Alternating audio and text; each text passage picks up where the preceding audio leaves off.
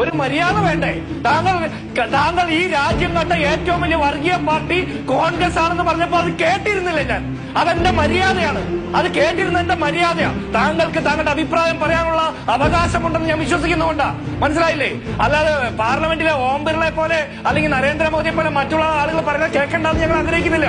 പക്ഷെ തോന്നിവാസം പറഞ്ഞപ്പോ താങ്കൾ എന്നിട്ടൊന്ന് നുള്ളി നോക്കണം. താങ്കൾ പറഞ്ഞ ഈ മുടിഞ്ഞ കള്ളം, കോൺഗ്രസ് ആണ് ഈ രാജ്യം കണ്ട ഏറ്റവും വലിയ വർഗീയ പാർട്ടി എന്ന് പറഞ്ഞ ഏറ്റവും മുടിഞ്ഞ കള്ളം, ഈ കള്ളം പറഞ്ഞിട്ട് ഒന്ന് നുള്ളി നോക്കണം. കാരണം പറഞ്ഞത് മറ്റുള്ളവർ കേട്ടോ വിശ്വസിച്ചോ എന്ന് അവനവന് തന്നെ ഒരു തോന്നലുണ്ടാവണമല്ലോ. BJPയുടെ പ്രതിനിധിയെ ഈ രാജ്യത്ത് RSS നിരോധിക്കപ്പെട്ടത് ബാബറി മസ്ജിദ് തകർക്കപ്പെട്ടതിന്റെ പേരിലും ഗാന്ധിജിയെ വെടിവെച്ചു വന്നതിന്റെ പേരിലാണ്. 78 വർഷം മുമ്പ് 76 വയസ്സുള്ളൊരു വൃദ്ധന്റെ ഇടനെഞ്ചിലേക്ക് വെടിയുണ്ട വായിച്ച പ്രസ്ഥാനത്തിന്റെ പേര് RSS.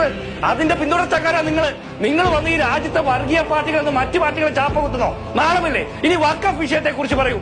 നിങ്ങൾക്ക് 10 വർഷം ഭരണം ഉണ്ടായിരുന്നു. രണ്ടാം മോദി സർക്കാരിന് ഒറ്റയ്ക്ക് BJPക്ക് ഭൂരിപക്ഷം ഉണ്ടായിരുന്നു. നിങ്ങൾ എന്തുകൊണ്ട് ഭേദഗതി കൊണ്ടുവന്നില്ല?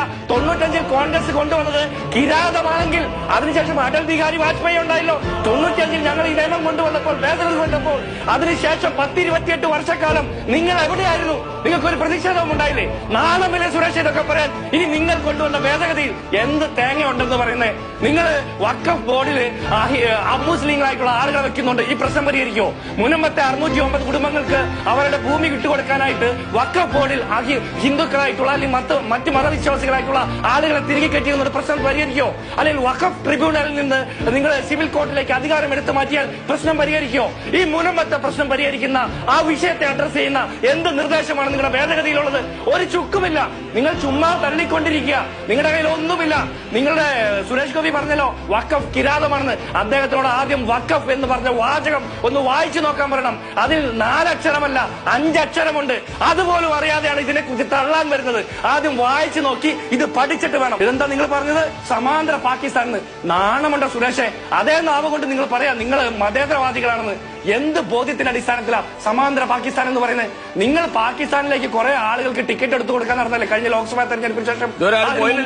ആ ലോക്സഭാ തെരഞ്ഞെടുപ്പ് ടിക്കറ്റ് എടുത്തു കൊടുത്ത് ടിക്കറ്റ് എടുക്കാൻ അല്ല ടിക്കറ്റ് പോകണം എങ്ങനെയാ? നിങ്ങൾ ടിക്കറ്റ് എടുക്കാൻ പോയത് അയോധ്യയിലല്ലേ? അയോധ്യയിൽ നിങ്ങൾ തോറ്റ് തുന്നം പാടിയില്ലേ?